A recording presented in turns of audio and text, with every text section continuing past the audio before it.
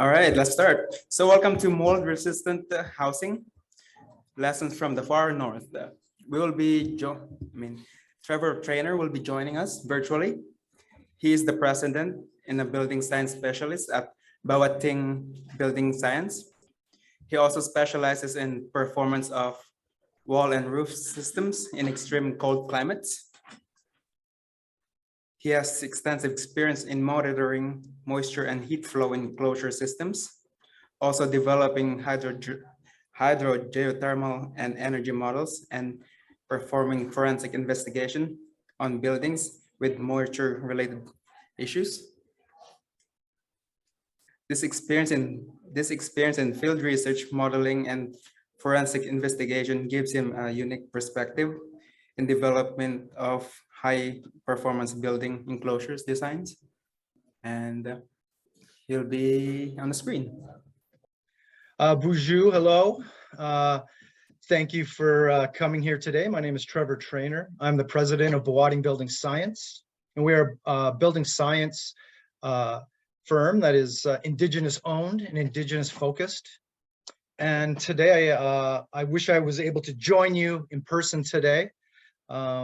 Unfortunately, well, not unfortunately, but the fact is I just got back from a very long trip to Nunavut. And I need a little time to recover. I wasn't even sure I would be able to get back in time to be there in person, but I really wish I could be there with you guys. But I'm glad that the technology is allowing us to be together here and for me to share some things that I've learned in my work in the far north, specifically related to mold resistant ways of construction. See the best way to change these. There we go. So just for a little perspective, the research projects I currently have going on are shown in red in all these different communities in Nunavut, also one in northern Quebec. And so a lot of the things I talk about today are lessons I've learned from these research projects. And these research projects are really monitoring the performance of wall systems and roof systems and foundations in extreme cold climates. And I think a lot of the lessons I've learned in the far north are very applicable to certainly the near north and even anywhere really in Canada. And so I'm excited to sort of talk through some of those and share those with you. So just a quick primer on mold in buildings. So mold spores are like mold seeds, right? And they're everywhere.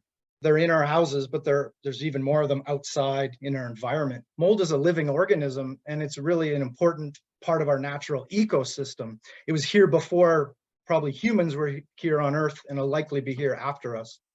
So I don't like to think about it as a foreign substance, but as something that is a natural in our environment, but we have to deal with and control within our homes.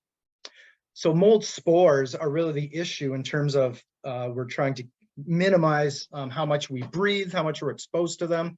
These are like the seeds of the spores, and they're dormant. They kind of go to sleep until the right conditions occur. So we won't get mold growth. You could have mold spores, but not mold growth unless the right conditions occur. So it's our job as building designers and building constructors to make sure that the right conditions don't occur inside our buildings for mold to grow, for these seeds to sprout and become a problem. So for mold to grow, it requires oxygen, food, heat, and water. Oxygen, of course, is everywhere. We have no way of stopping the supply of oxygen to mold. Our buildings, we build out of mold foods, essentially. Wood products, paper-based products like drywall are all mold food. And so really, we don't have a lot of control over that either. We can't really starve them of food. We heat our buildings in the winter. And so we're giving them that warmth they need to grow. And really the only factor that we can really affect mold growth with is water. We can deprive them of the moisture they need to grow these mold spores. So if we can keep the insides of our building dry, we're not going to have any significant mold growth. just real quick, looking at sort of the mold life cycle in a house, when we're talking about mold inside of our building, like I said, mold spores are everywhere. They're inside our homes. That's not necessarily a problem. Where the problem starts is when mold spores meet water and they germinate and they start to grow the organism. And the mold, the organism, as it grows, tries to reproduce and creates more mold spores. And it's once we set up this cycle of growing mold, having it try and reproduce with more spores, they find water and germinate and grow. This is the cycle that we're trying to disrupt and break so that we can avoid mold problems in our homes. Uncontrolled mold growth in our homes can result in poor indoor air quality, right? Which can result in respiratory issues for the people living in the home, breathing those spores. Skin infections, especially in children, are very common from exposure to high levels of mold spores. And the other thing, so I'm not really a medical expert by any means, but what I do know is the effect of mold growth or other fungal growth on the decay of building materials.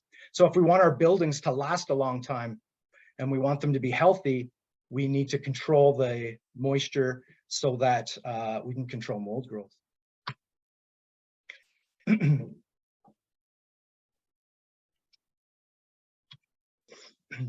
So that brings me sort of to my first lesson from the far north. For me, lesson number one is that energy efficiency doesn't matter. So I say this, and it's a bit of a shocking thing to say, and I do it to a little bit just to get your attention. Because really there's another part of that sentence, and that energy efficiency doesn't matter if we don't control moisture in our buildings. So we need to first worry about controlling moisture before we worry about energy efficient buildings. And I show this photo from my most recent trip showing that the community that I was working in received an energy efficient grant of $8.5 million. What I've never seen, I've seen lots of signs like this in different communities. What I've never seen is a grant that was focused on improving the moisture durability or moisture control of the building. So I'm just trying to change the focus a little bit on our design and our construction techniques to think first about controlling water before we worry about energy efficiency. So to keep our buildings dry, we need to do two things. We need to control liquid water, right? This is the obvious one. This is rain, snow, groundwater, things like that. The other thing that we need to control is water vapor. And water vapor is water molecules that are contained in the air in our building. And we're going to talk a lot about what we can do to control the effects of water vapor inside our homes, because that's also a really big part of it that sometimes gets missed when we often focus on controlling liquid water. First, we are, though, going to talk about controlling liquid water. This is less of an issue in the far north, but I didn't want to just skate over it, because I think for a lot of communities in further south than Nunavut, liquid water is a big issue. So a couple things, just general things to think about when we're talking about controlling rain, snow, and other forms of water outdoors. The first one is appropriate roof design. We want to try and minimize the complexity of our roofs. We don't want to have water in this case, draining from two different roofs into one little valley. You can see what happens when the snow and ice build up here. This is obviously an extreme example, but simplicity of roof systems is really important if we're trying to control water and properly get it off our buildings and away from our buildings. Another point regarding roof design is to use the appropriate roofing underlayments. So we want these extra layers of self-adhered membranes at the eaves, where we're worried about ice dams, and at the valleys, where ice dams can also occur, so that if there is ice damming and water does start to build up under the shingles, that there's an extra layer of protection there. Next is the use of roof overhangs to minimize the amount of water reaching the walls and the windows and doors. And here's a couple of examples from houses I've worked on just over the last year. In this case, we can see these really big overhangs, which do a really good job of protecting this window from getting a lot of rain exposure. This building had a lot of other problems, but rain leakage at this window was not one. And let's compare that to this other building I worked on, which was had absolutely no overhangs. There actually is an internal gutter system here to take rainwater away, but even just the fact that there's no overhangs meant that this side of the building was exposed to a lot of driving rain, and they had a lot of window leakage issues on this side of the building because of that. So roof overhangs can really help in terms of water exposure. You'll notice my pictures from the far north, we don't typically use roof overhangs because we're not trying to ventilate roofs because of some of the issues. I heard some discussions earlier about the fine snow that can get into ventilation gaps. And so for that reason, you'll see that we don't use a lot of overhangs in the far north, but where driving rain is more of a concern in the south, overhangs can really help us out by reducing the amount of rain that reaches the wall system. Using eaves troughing, flashing, and downspouts to move water away from our building. This is an example of a building in Southern Ontario that has no overhangs and no eaves trough. And not surprisingly, this window and some other windows down here, you can't really see, were exposed to a ton of water and had massive leakage issues and mold and rot issues after less than a year that this house existed. And then just the other thing is when we do collect that water on our roofs, we want to move it away from our buildings as much as possible. The next thing I want to talk about just briefly regarding liquid water is choosing appropriate foundation designs. If we know that there's a risk of ground level flooding or there's really high water tables, we may want to move away from something like a crawl space foundation. If the crawl space is always wet or even just damp, if it has damp soil in it all the time, we're going to have problems up above. And we may want to consider a more open foundation types like these piers, or potentially a slab on grade if that works. If you're not worried about on-land flooding, but you have high water tables, this might be another approach. Because what we're trying to do is separate our building from the ground moisture. And there's several ways that can be done. But it's something we need to think about in the design process. Also, regarding appropriate foundation design is really just appropriate grading around our buildings, making sure there aren't low spots next to the building to collect water, right? Make sure we have proper drop and flow away from the foundation so that the rainwater that does land in the soil near our buildings flows away from the building and not to it or against it. Another one regarding foundation design is always thinking about capillary movement of water. So concrete and even like say wood or pressure treated wood can move a lot of moisture through capillary action, through movement inside the material.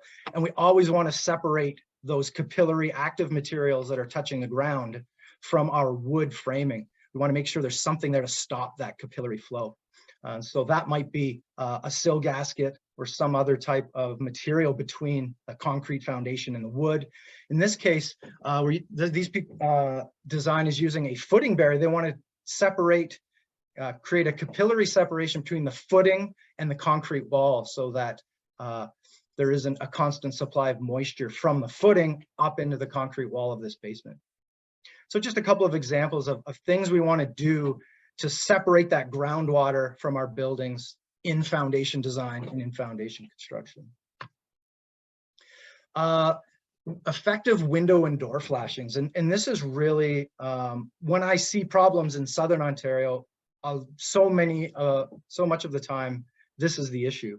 We aren't directing water to the exterior at the head of our windows is one problem. So it's always recommended that we try and get water from our let's say our house wrap and direct it out to the face of our windows. Okay. If you have a flanged window, that can be not too difficult by using the flange of the window. But if you have unflanged windows, you may need a separate flashing to do that. What we don't want is water collecting at the top of our windows and finding a way in from there.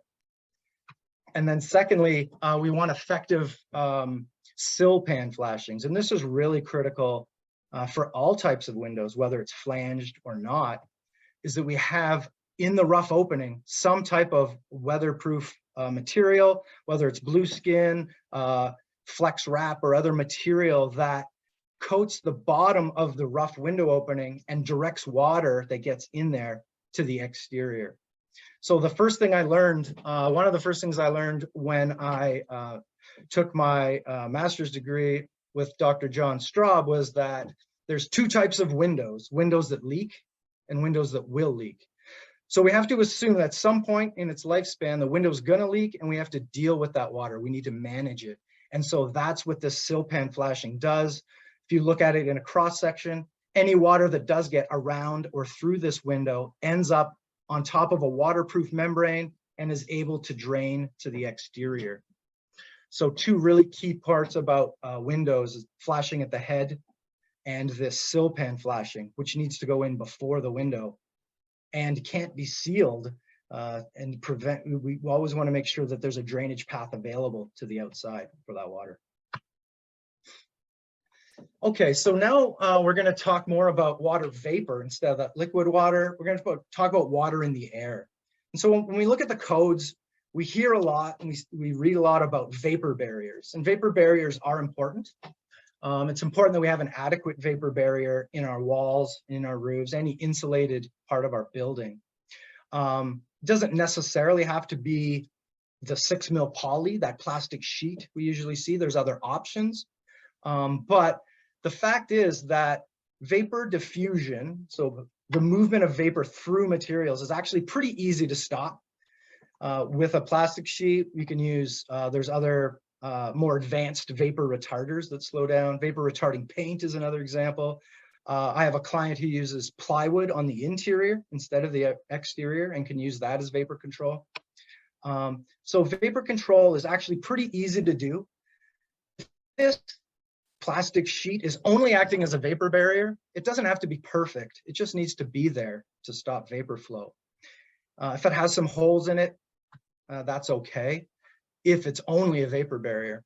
But where it needs to be really well done is if it's also the air barrier. So I always like to try and separate those two things when I'm talking about the control layers of a wall, is the vapor barrier function and the air barrier function, because they have different requirements. Vapor barrier just needs to be there. It doesn't have to be awesome. But the air barrier needs to be very good. The reason why is vapor diffusion can allow, let's say, up to 1/3 of a liter of water to get into your wall over the course of a heating season. Air leakage can allow up to 30 liters of water to get into your wall. So stopping airflow is much more important. It's much more critical. It's also more difficult to do. And so that's why I'm going to focus a lot more on air control in our buildings. And that's really is a big lesson I've learned from the far north, is that air leakage condensation is the primary cause of moisture issues and of mold issues in the projects I've worked on in the far north. And so air tightness is what I'm going to focus on a lot. So how does air flow into a wall create moisture problems? The answer is like condensation, right? So if we look at a cross section of a wall here, we have an insulated stud wall, for example. If you look at the temperature profile of that wall, it's about 20 degrees inside. Let's say it's -20 degrees outside. And so the temperature profile of this wall, it needs to get from -20 or from 20 to -20. It's basically a straight line angle. And if we were to look at the temperature right here at the inside of our sheathing, it's basically outdoor temperature. Okay.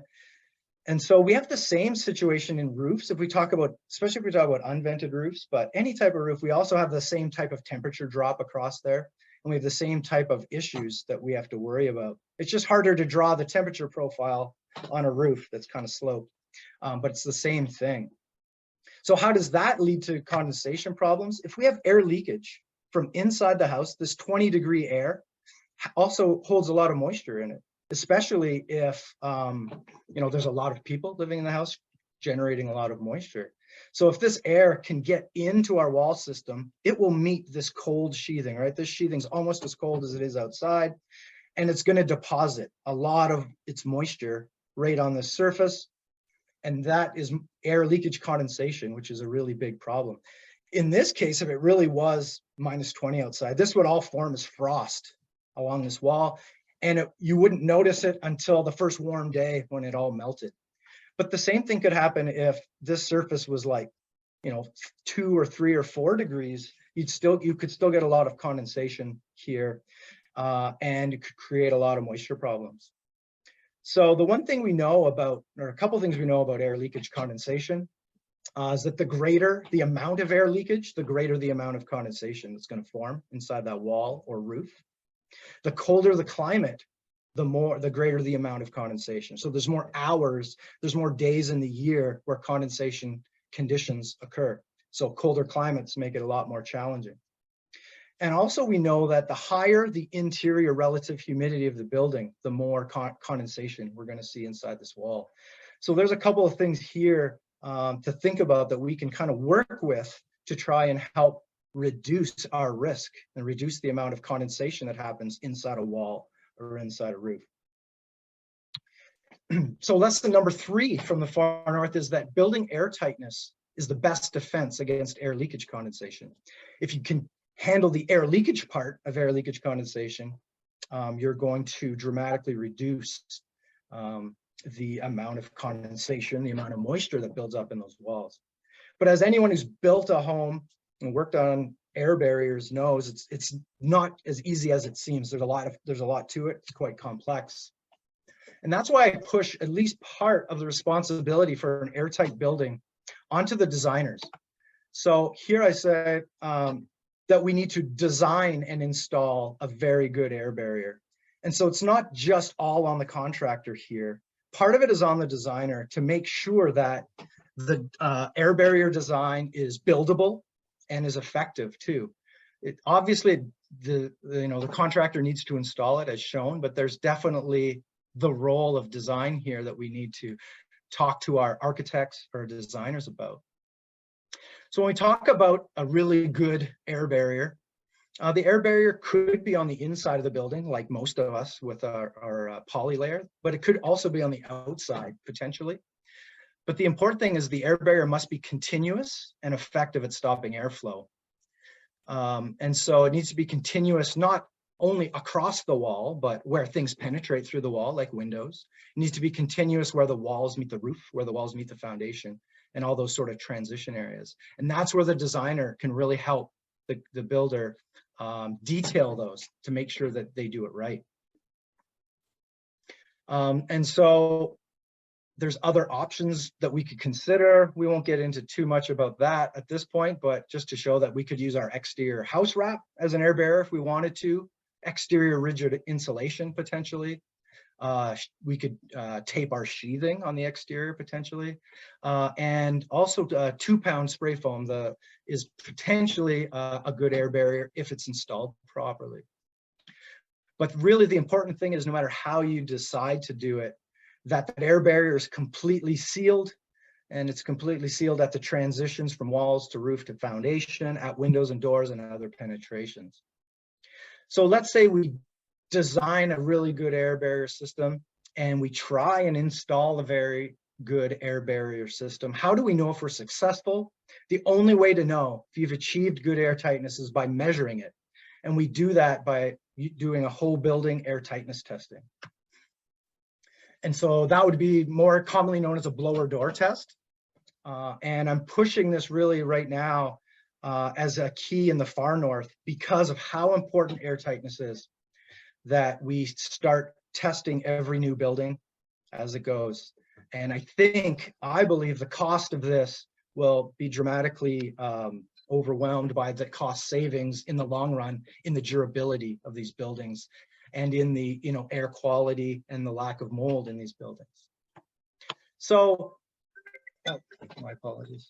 A couple things to think about that are key to improving whole building air tightness. And part of this is on the communities. And that is to, I think we need, you would need to, as a community, set a standard for your builders and for your designers for whole building air tightness. And so in common terms, I would recommend something in the range of 1.5, 1.5 air changes per hour. Maybe 2 would be a good sort of interim step to get to if you think 1.5 is not attainable, but 1.5 is ultimately what we should be getting to in terms of the results of our air tightness test. So we can have our designers work with us to help us achieve that. And we can have our builders and inspectors perform quality control reviews on the installation of that air barrier. Right now in the code, the building code just says there shall be a continuous barrier to air movement, but there's no specifics on how good that has to be. And I think we need to take that step on ourselves and go above code and require an actual measured value that is 1.5, ideally 1.5 air changes per hour. So I think we should be performing blower door tests like 100% on new buildings is my stance. And we need to hold contractors responsible for meeting these goals. We'll obviously tell them about it up front, have them work with the designers, have them work with the inspectors, but ultimately in the end, we've got to meet it before the building gets closed up, before the building gets handed over, before the keys get handed over. We need to know that building is airtight. And we need to hold contractors responsible for meeting. Was there a question? Hopefully we can just, it might be better just to do questions at the end, I think, when we can open up all the microphones and stuff, but I'll move on to lesson number 4, exterior insulation. So adding insulation to the exterior of our structure is another effective defense against air leakage condensation. So remember this air leakage, this warm air meets this cold sheathing and it drops its condensation. Well, if we were to add a significant amount of exterior insulation outside of our sheathing, we change this temperature profile. Now at the sheathing, it's much warmer than it was before because of this extra insulation. And by doing that, we reduce the number of hours in a year that this sheathing is temperature cold enough where condensation can occur. So adding foam board, adding exterior insulation warms the sheathing, can reduce condensation. There's a few things we need to worry about. We have to make sure we add enough exterior insulation, because at the same time we're warming this up, if we use foam board insulation here, we're reducing the ability of this system to dry a little bit. So we need to be careful there. So we make sure we are adding enough insulation to significantly reduce condensation. I've got some guidelines here for that. In Southern Ontario, we know that about 1/3 of the total R value outside versus 2/3 inside works really well. As we move further north, probably into Northern Ontario, I would think Thunder Bay, Ottawa, and points north of that, we're looking probably for about 50% of our insulation on the outside versus the inside of our structure. And when we get into the far north, we'll need even more, probably 2/3 of our insulation to be on the exterior to make sure we're getting the appropriate effect here that we're looking for. So that's another strategy to reduce that air leakage condensation, is to add exterior insulation. And we're starting to do that with roofs and walls in the far north, and it seems to be working well. Lesson number 5, reduce interior relative humidity to reduce air leakage condensation. That's specifically the interior relative humidity during the winter. So one thing we do know, and here's some stats from 2016, so this is the latest data we have. I don't have any reason to believe it's gotten much better, but these are Aboriginal housing shortage statistics. The blue line is the percentage of housing units that are 1-bedroom shortfall. So if you have 5 people living in a 3-bedroom home, that's a 1-bedroom shortfall, because they assume 2 people in the first bedroom. So we can see that in First Nations, it looks like almost 15% have a 1-bedroom shortfall. And then another 6% here have a 2-bedroom, and another 3 to 4% have a 3-bedroom shortfall. And so and then for the Inuit territories in Nunavut and points north, this is even higher. And so what this is telling me is that we have a lot of people living in small houses. We have a lot of people generating moisture, showers, cooking, breathing, all the things that people do. And so this is going to result in high interior relative humidities if we don't deal with it properly. So how do we deal with it? The way we deal with it is through ventilation.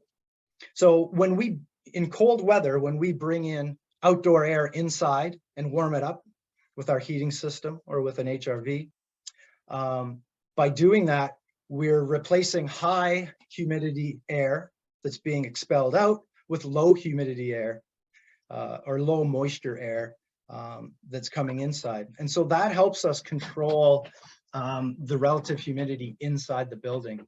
And to help save energy, right, HRVs try and take some of the heat from the outgoing air and bring it to the incoming air so that we're not bringing in freezing cold air, right? So there's that heat exchange that's happening. But really the big effect that from a moisture standpoint that we're doing here is that we're helping reduce the interior relative humidity because we're bringing in dry air from outside and replacing warm air from inside with dry air from outside. So HRVs, I think, are really very common. They can be very effective at ventilation. They do require some occupant knowledge and they require maintenance for sure. And in the communities that I work in, they don't work very well due to the frosting issues. I haven't seen a really good study to know where the line is here on where it gets too cold for HRVs, but I know that in Nunavut, that a typical cross-flow HRV doesn't work very well because it's in defrost mode more often than it's in exchange mode. There are a new type of HRV that's available called the reverse flow HRV. They're more expensive, but they're also more efficient and they don't have the same frosting issues. This is a technology that's been used commercially for a long time, is now being shrunk down for residential applications. I won't get into the specifics of it, but if you are interested in an alternative to the traditional HRV that can handle cold temperatures better, you can check out tempf.com for that information. Yeah, so in summary, you can going a little bit over time, but this is my last slide. So lesson 1 from the far north, addressing moisture control has to be our first priority before energy efficiency.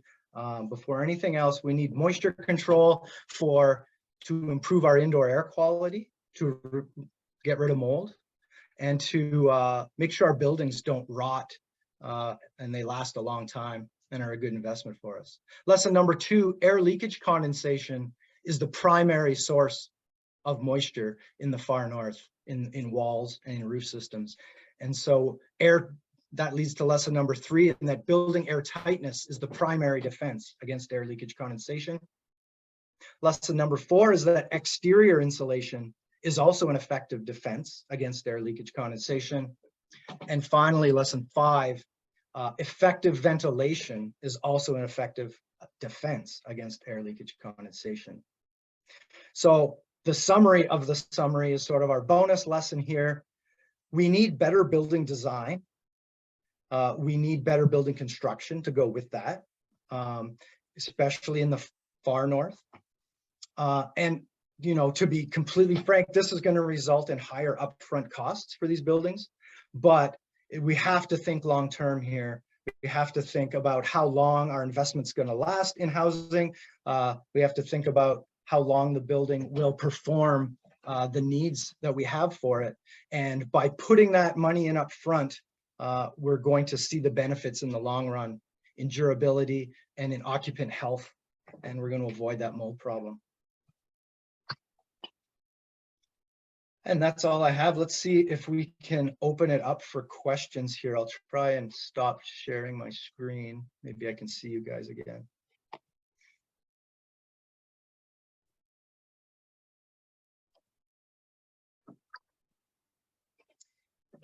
I guess I never really checked to see if there was a way to do the live questions. I imagine there is. We're gonna pass around the microphone. Okay, to yeah, people. that sounds good. I can hear Okay. you clearly. Yeah. Okay.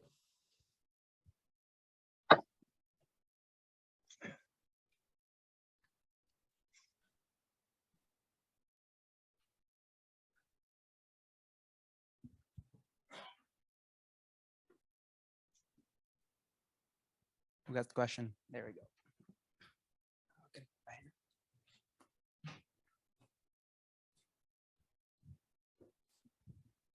Hi there, Shah Mohammed from Wakatoan Development in Chapleau. Just a quick question in regards to the. I noticed from the map that the First Nations were very far north that you were dealing with, and I'm wondering if like if there's much of a difference. You mentioned and you make the distinction between Southern Ontario and Northern Ontario, and that mid band kind of in between. You know, where Sault Ste. Marie, Timmins, you know, coming further south, maybe even to North Bay, you know, that kind of area. Is there any distinction kind of between what's happening or the building and what you would do further north versus what you would do in that area versus Southern Ontario? Yeah, so all of the concepts that, you know, I discussed are relevant to all the climate zones in Canada. But what we see in the far north is that the flaws in design, the flaws in construction become very much immediate issues. So instead of seeing a condensation issue in 5 years or 10 years in, let's say, Northern Ontario, we see them in 1 or 2 years in the far north. And so there's definitely the rate of the how the issues accumulate, those moisture issues, and how the mold accumulates. It's a lot faster there. So in that way, it's a good place to start, because if we can solve the problems there, then we know that the same solutions will work further south. And there are some specific climate design issues that would affect the different climate zones differently. For example, how much exterior insulation would be appropriate, how big of overhangs you should use on your roofs, things like that would be very much focused on the climate in, you know, locally. But all the concepts are all appropriate to think about for all those climate zones. I'm not sure if that answered your question.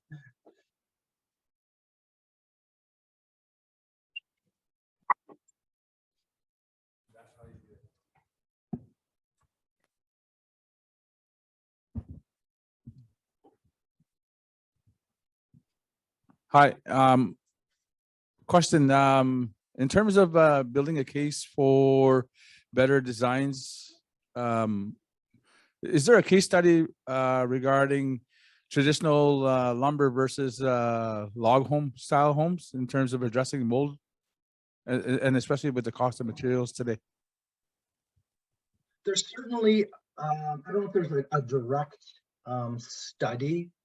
There probably are some out there. But certainly we understand, I think, the science of something like a log wall versus an insulated stud wall and how they're different from each other, and what the positives and negatives of each are.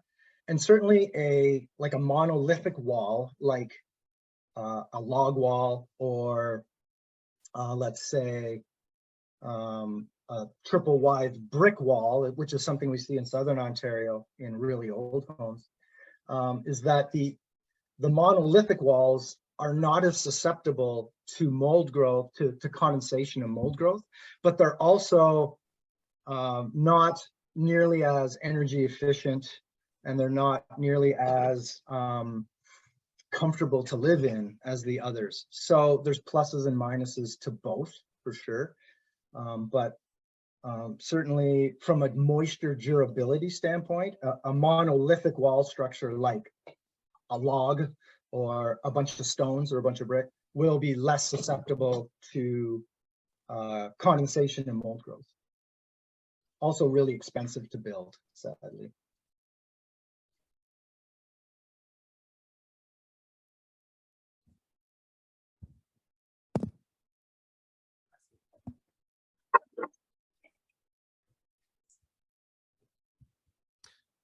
Hi there, it's Gord Blanchard from Smart Modular. I'd like to get some clarification or delineation on the basic clarification on the terminology. You spoke about the vapor diffusion versus the air leakage. Standard construction, allows for the air vapor barrier on the inside and air barrier on the outside. Are you referring to air leakage being the worst offender from a leaky vapor barrier or from a leaky air barrier on the outside? Would that be a vapor carried on air leakage from the interior of the building due to penetrations in the vapor barrier, or due to an air barrier deficiency? So for air to move from inside the house to outside the house, we need two things. We need a pressure difference and we need a hole for it to flow through. And so it's the job of the air barrier to stop that flow. So if you have a good air barrier on the outside or on the inside, whichever one, if it's perfect, you have no air leakage problems. And so what I'm referring to is, moisture that can be carried by air, flowing air, from inside the building into the wall system. And that will only happen if there's also a pathway through the wall, because if you have you'll have no pressure difference. If you have a perfect air barrier on the outside, there'll be no reason for air to go into your wall. So it's the job of the air barrier to stop that air leakage. And that's the biggest offender in terms of moisture durability problems. But I do see the confusion, I guess, on, typically we were calling that poly layer on the inside the vapor barrier, but it was also acting as the air barrier. As we move to an exterior air barrier, we just have to make sure that it's effective, it's tied in with, what's the air barrier in the ceiling? Is it the poly now? So how do those two join each other and make sure we have a complete seal there? And so it's that, I always like to talk about the function of a given layer. If I'm looking at a wall or looking at a roof, what's the function of the layer I'm looking at or talking about? Not necessarily what's the name of it, or what's the brand name, or what's the product, but what's the function of it? And so that air barrier, whatever it is, needs to be continuous and effective to avoid those air leakage condensation problems. The vapor barrier needs to be pretty good. It doesn't have to be great.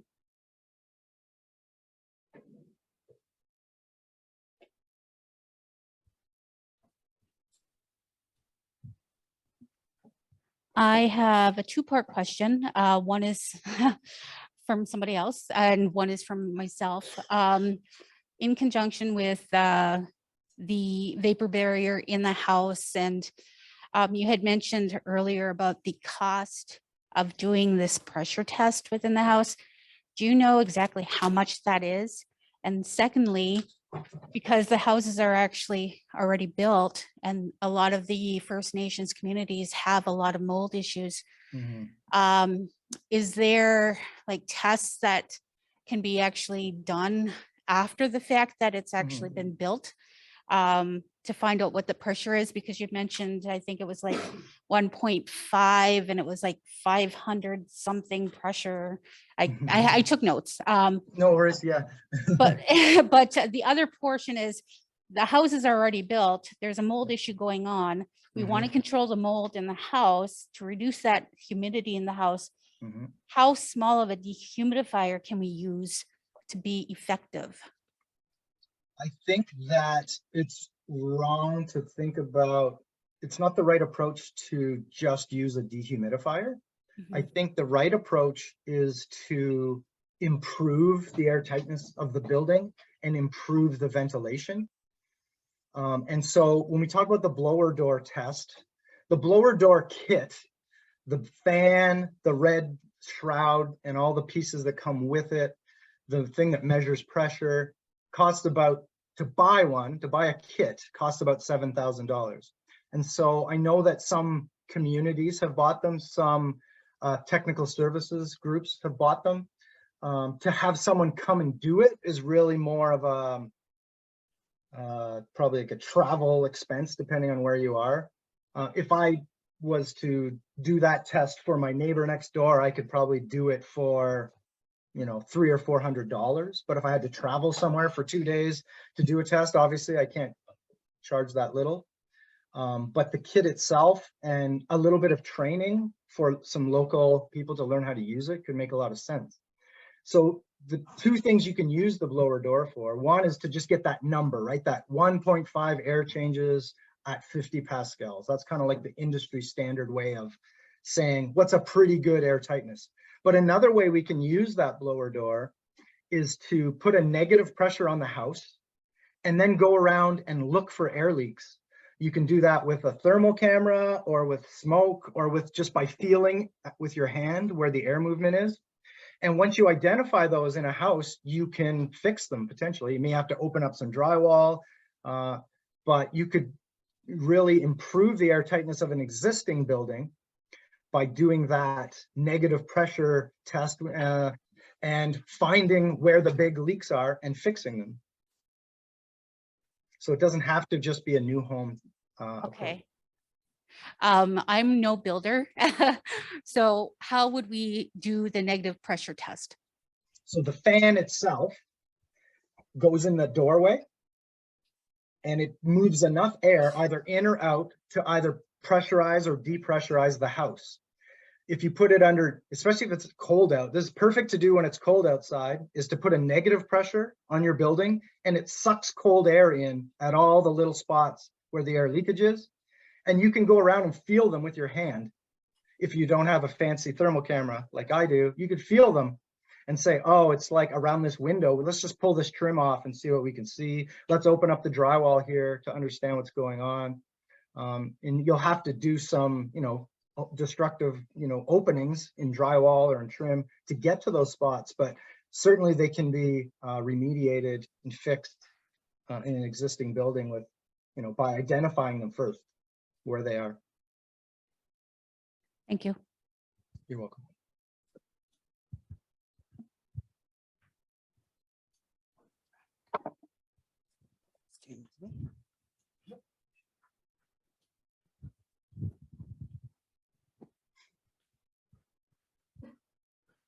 Thank you for the presentation. It's very informative. I just want to kind of elaborate on the previous question we had there.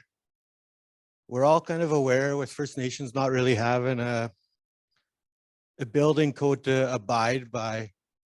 When we, I guess our non-native friends do, or wondering what would your recommendation be? You said the 1.5, but what would we, I guess, because we all have the same problems. When we open up a house, we have more mold problems. Yep. It's kind of like open up a can of worms, as I previously heard, but it's, Yep.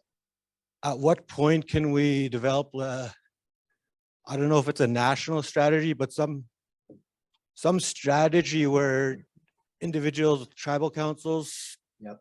or First Nations can adopt to prevent this, because it's almost like this black hole. As soon as we open up a house, it's more money, it's more money, it's more Yep. money.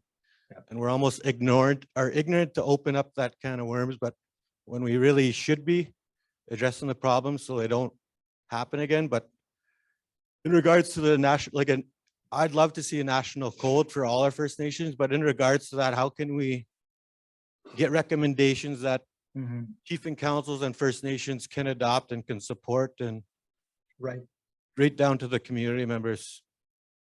Yeah, that's a really great question, and one I've been pondering for a long time.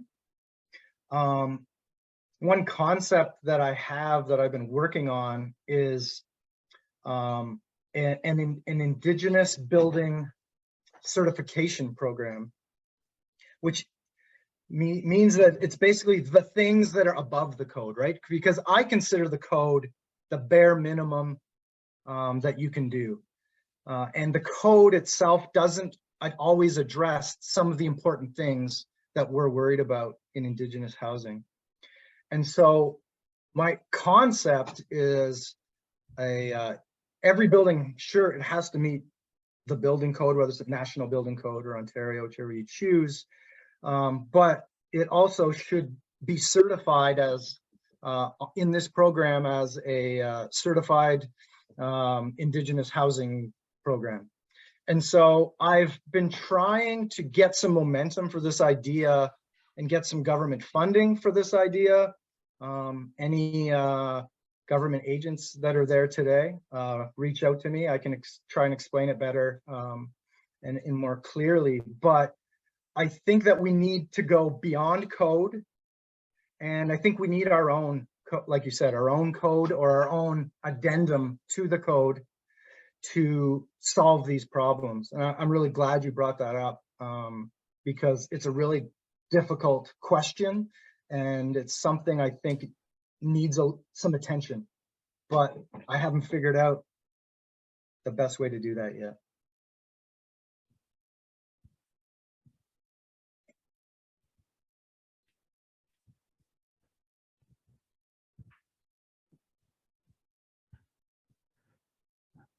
Yeah, bonjour. My name is Gary Kuzis. I'm from Nishkanaga. I got a question. I want to add something on the previous person that asked question. I always wonder when we have housing issues and we have housing codes. But the thing I always worry about is a lot. You know, there's never be a proper lot development on First Nation housing. You know, you have no drainage. You have a water that's sitting under the new belt, where it's not addressed. You know, it's I think every First Nation has that issue on the lot development, and because the lot has to be properly prepared to have a good house.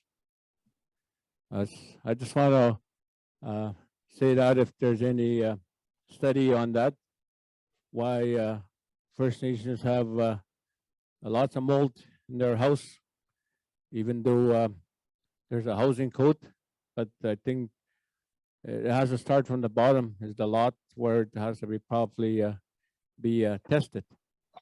Yeah, miigwech. I agree that you know, the land we're working on, it's really important. I think there are technical solutions to different types of lots and different types, you know, different levels, water levels, and things like that, that we could address in construction. But at the same time, you're right that obviously more appropriate building sites are something we need to be working on and dealing with. That's outside of my expertise, but I do know that if we know what our site conditions are, if we know what our climate is, if we know that there's going to be a lot of people living in a small house and a lot of moisture generation, that there's things we can do from the design and construction standpoint to make that building better. And those are the things that I'm trying to focus on. But I agree that obviously starting off with a better, more appropriate lot is important, and people need to work on that also. It's a final question here. I'm getting the nod. One last question, and it's in regards to the R values. We talked about minimum code. I heard you saying the word minimum code, and you know, just your take on what is a realistic value for R. I've heard it cited that the minimum code values are just they're too low for northern climates, and I know that we have these two zones, you know, in Ontario. Just your thoughts on what actually is a realistic value that actually makes a comfortable home versus the minimum. Right. Yeah, I think that is so climate specific, because I know that one study I did in Nunavut showed that because of the climate, how cold it was, and because of fuel prices, it made economic sense to build like R40, R45 walls, R60 to 65 roofs. That, you know, it made sense even economically. When we're talking about other areas, you know, really we're worried about obviously energy. The more insulation we have, the less energy we're going to use, but we have to, what my perspective is, we need to place that insulation in the right places to avoid moisture problems. But from a comfort standpoint, you know, you can get away with pretty low levels of insulation if they're continuous and you know, you're just going to use more energy to heat that home. So from an energy perspective and from a financial perspective, it probably makes, you know, sense to have higher levels of insulation. Probably, I think realistically, from my, you know, my best sort of guess is that we could easily technically have R30 walls and, you know, R50 or R60 roofs, even compact unvented roofs that are R50. And they would be very comfortable, very effective. And if we did them right, could be very moisture durable. So it's really, that's a tough question to answer without knowing all the parameters of, you know, energy prices. If we don't know the exact climate we're talking about, those are tough answers.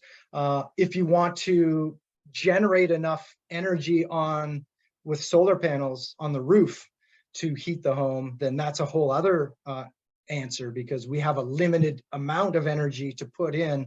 And so now we need to think about higher R values and thicker, you know, more effective wall systems and roof systems. So yeah, that's a complicated one for sure. But I think technically it's pretty easy now to build R30 walls, R50, even compact roofs if we don't want ventilation. We can do that easily now.